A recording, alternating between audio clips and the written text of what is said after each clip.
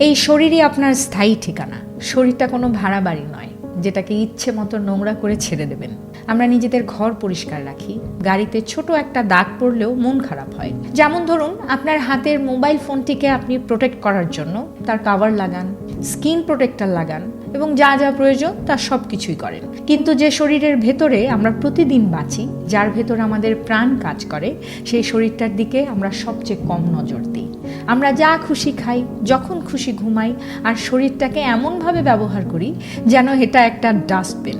মনে রাখবেন, ঘর পছন্দ না হলে বদলানো যায়, গাড়ি নষ্ট হলে নতুন কেনা যায়, কিন্তু আপনার লিভার, কিডনি, হার্ট নষ্ট হলে কোনো এক্সচেঞ্জ অফার নেই। সৃষ্টিকর্তা আপনাকে এই একটাই শরীর দিয়েছেন।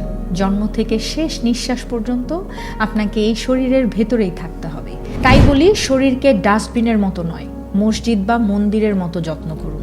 নিজের জীবকে শাসন করুন, নইলে শরীর একদিন আপনাকেই শাসন করবে।